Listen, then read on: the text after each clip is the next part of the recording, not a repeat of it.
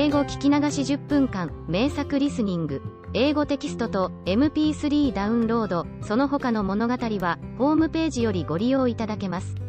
88thpp.com 88thpp.com Then the little mermaid went out from her garden and took the road to the foaming whirlpools, behind which the sorceress lived. She had never been that way before. Neither flowers nor grass grew there, nothing but bare, gray, sandy ground stretched out to the whirlpool, where the water, like foaming mill wheels, seized everything that came within its reach and cast it into the fathomless deep. Through the midst of these crushing whirlpools the little mermaid was obliged to pass before she could reach the dominions of the sea witch. Then, for a long distance, the road lay across a stretch of warm, bubbling mire, called by the witch her turf moor. Beyond this was the witch's house, which stood in the center of a strange forest, where all the trees and flowers were polypi, half animals and half plants. They looked like serpents with 100 heads, growing out of the ground. The branches were long, slimy arms, with fingers like flexible worms, moving limb after limb from the root to the top. All that could be reached in the sea they seized upon and held fast, so that it never escaped from their clutches. The little mermaid was so alarmed at what she saw that she stood still and her heart beat with fear. She came very near turning back, but she thought of the prince and of the human soul for which she longed, and her courage returned. She fastened her long, flowing hair round her head, so that the polypi should not lay hold of it. She crossed her hands on her bosom, and then darted forward as a fish shoots through the water, between the supple arms and fingers of the ugly polypi, which were stretched out on each side of her. She saw that they all held in their grasp something they had seized with their numerous little arms, which were as strong as iron bands. Tightly grasped in their clinging arms were white skeletons of human beings who had perished at sea and had sunk down into the deep waters, skeletons of land animals, and oars, rudders, and chests, of ships. There was even a little mermaid whom they had caught and strangled, and this seemed the most shocking of all to the little princess. She now came to a space of marshy ground in the wood, where large, fat water snakes were rolling in the mire and showing their ugly, drab-colored bodies. In the midst of this spot stood a house, built of the bones of shipwrecked human beings. There sat the sea witch, allowing a toad to eat from her mouth just as people sometimes feed a canary with pieces of sugar. She called the ugly water snakes her little chickens and allowed them to crawl all over her bosom. "I know what you want," said the sea witch. "It is very stupid of you, but you shall have your way, though it will bring you to sorrow, my pretty princess. You want to get rid of your fish's tail and to have two supports instead, like human beings on earth, so that the young prince may fall in love with you and so that you may have an immortal soul." And then the witch laughed so loud and so disgustingly that the toad and the snakes fell to the ground and lay there wriggling. "You are but just in time," said the witch, "for after sunrise tomorrow I should not be able to help you till the end of another year. I will prepare a draught for you, with which you must swim to land tomorrow before sunrise, seat yourself there and drink it. Your tail will then disappear, and shrink up into what men call legs. You will feel great pain, as if a sword were passing through you. But all who see you will say that you are the prettiest little human being they ever saw. You will still have the same floating gracefulness of movement, and no dancer will ever tread so lightly. Every step you take, however, will be as if you were treading upon sharp knives and as if the blood must flow. If you will bear all this, I will help you." "Yes, I will," said the little princess in a trembling voice, as she thought of the prince and the immortal soul. "But think again," said the witch, "for when once your shape has become like a human being, you can no more be a mermaid. You will never return through the water to your sisters or to your father's palace again. And if you do not win the love of the prince, so that he is willing to forget his father and mother for your sake and to love you with his whole soul and allow the priest to join your hands that you may be man and wife, then you will never have an immortal soul. The first morning after he marries another, your heart will break and you will become foam on the crest of the waves." "I will do it," said the little mermaid, and she became pale as death.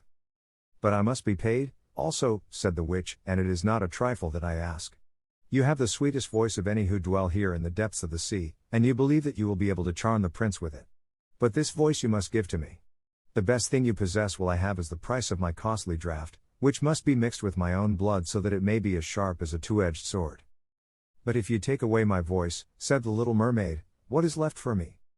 Your beautiful form, your graceful walk, and your expressive eyes. Surely with these you can enchain a man's heart. Well, have you lost your courage? Put out your little tongue, that I may cut it off as my payment, then you shall have the powerful draught." "It shall be," said the little mermaid. Then the witch placed her cauldron on the fire, to prepare the magic draught. "Cleanliness is a good thing," said she, scouring the vessel with snakes which she had tied together in a large knot. Then she pricked herself in the breast and let the black blood drop into the cauldron. The steam that rose twisted itself into such horrible shapes that no one could look at them without fear. Every moment the witch threw a new ingredient into the vessel, and when it began to boil, the sound was like the weeping of a crocodile. When at last the magic draught was ready, it looked like the clearest water. "There it is for you," said the witch. Then she cut off the mermaid's tongue, so that she would never again speak or sing.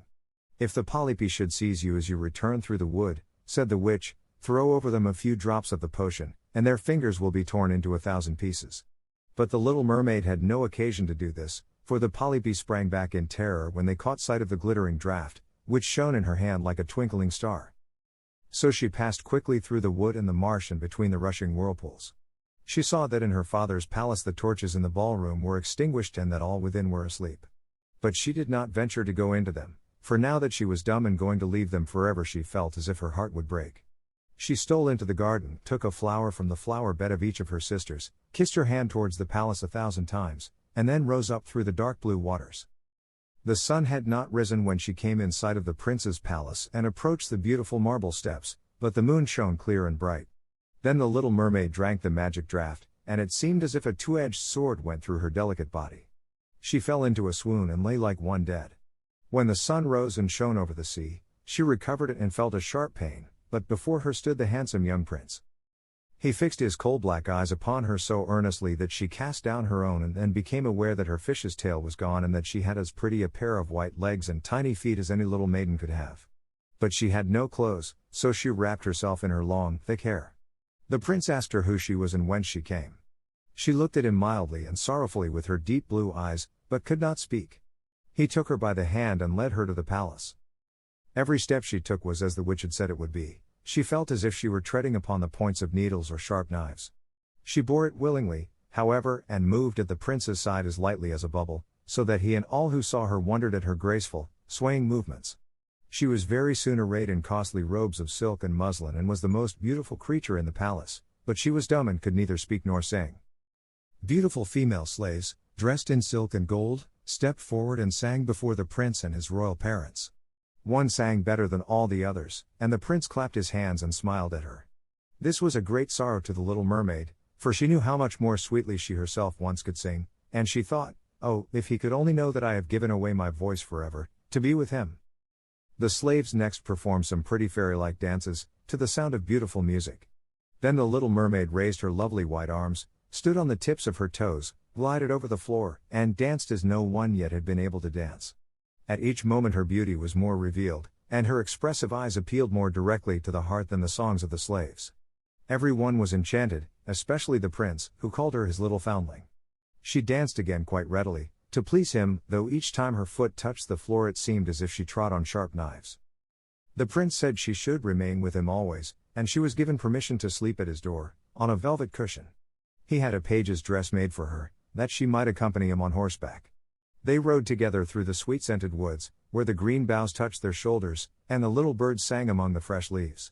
She climbed with him to the tops of high mountains, and although her tender feet bled so that even her steps were marked, she only smiled, and followed him till they could see the clouds beneath them like a flock of birds flying to distant lands. While at the prince's palace, and when all the household were asleep, she would go and sit on the broad marble steps, for it eased her burning feet to bathe them in the cold sea water. It was then that she thought of all those below in the deep. Once during the night her sisters came up arm in arm, singing sorrowfully as they floated on the water. She beckoned to them, and they recognized her and told her how she had grieved them. After that, they came to the same place every night. Once she saw in the distance her old grandmother, who had not been to the surface of the sea for many years, and the old sea king, her father, with his crown on his head. They stretched out their hands towards her, but did not venture so near the land as her sisters had.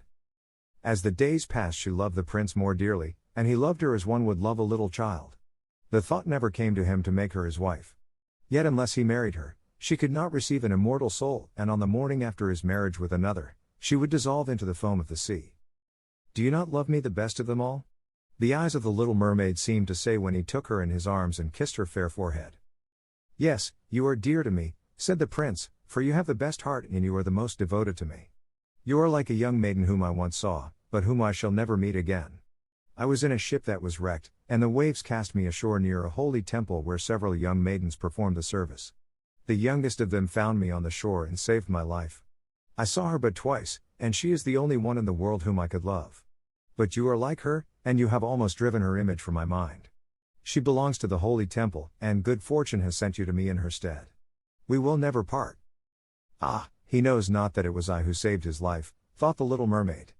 I carried him over the sea to the wood where the temple stands. I sat beneath the foam and watched till the human beings came to help him. I saw the pretty maiden that he loves better than he loves me. The mermaid sighed deeply, but she could not weep. He says the maiden belongs to the holy temple, therefore she will never return to the world, they will meet no more. I am by his side and see him every day. I will take care of him, and love him, and give up my life for his sake.